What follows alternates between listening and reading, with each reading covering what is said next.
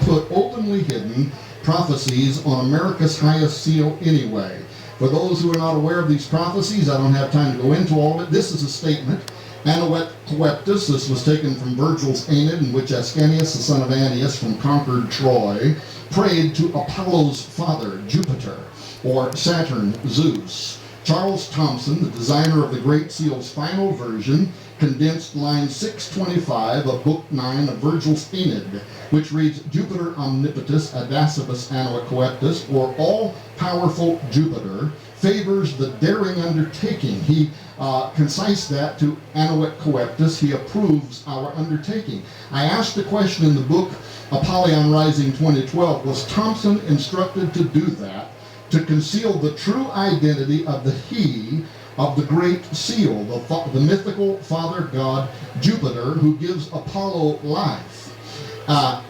I'll bet you that the majority of the people sitting in this room, the women in their purses, the men in their wallets, or at least a very large number, have this prophecy in your wallet. It's on your US $1 bill.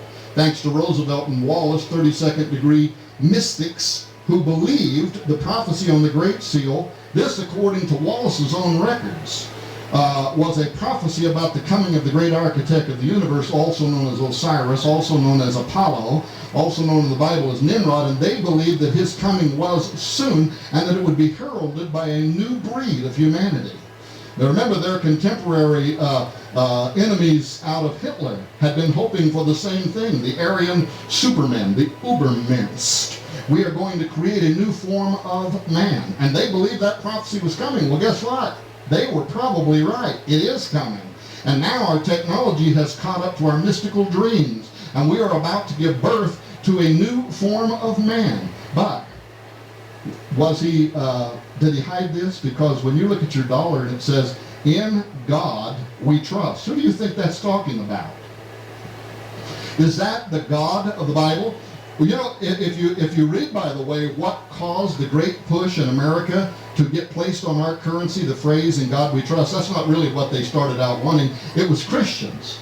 And they had actually said to Congress that in a hypothetical annihilation, this is their language, a hypothetical annihilation of the United States in the future, antiquaries of the future would have determined that America had been a pagan nation based on the symbols of the Great Seal and the way Washington, D.C. was laid out. Even the old-timers knew this.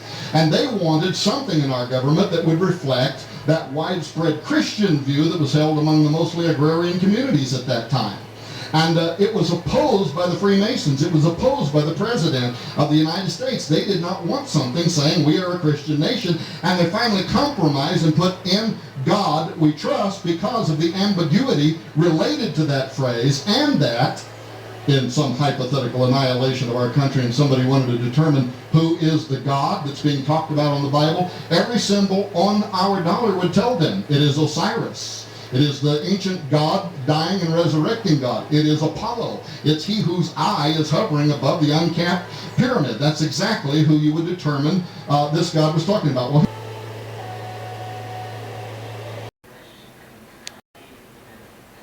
for we have history's greatest zombie on our side. Jesus Christ.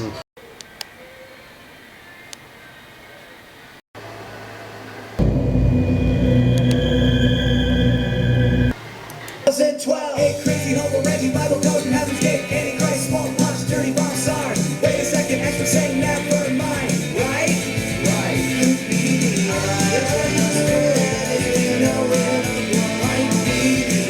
And you go on to say that we're headed for your home planet, where your race has lived since the beginning of the universe? Ah! So, how did the universe begin?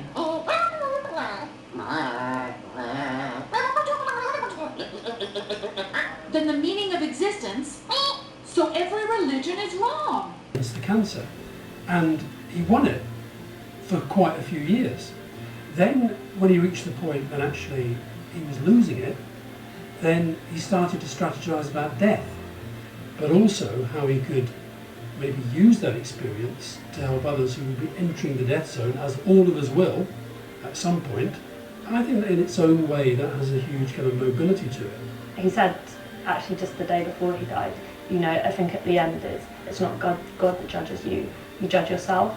And that was, I suppose, his message, you know, think about the meaning and the purpose of your life.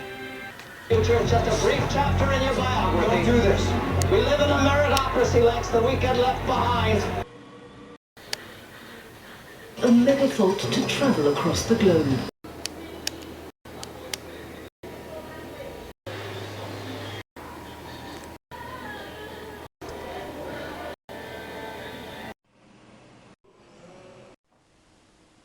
Maybe it's easier to live with the image than the truth. Vacation? Yes, you see, in the future, people take vacations not to destinations, but to periods of time. In fact, just last summer, I went back to visit Jesus Christ. Turns out his abilities might have been exaggerated a bit. Okay, everybody, I know you were expecting something else, but as science will tell you, people were a lot shorter 2,000 years ago.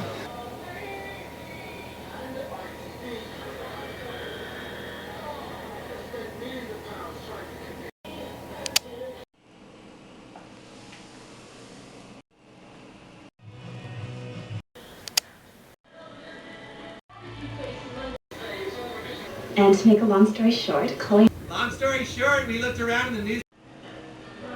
Everything you around, your whole planet. This is a game. All of this.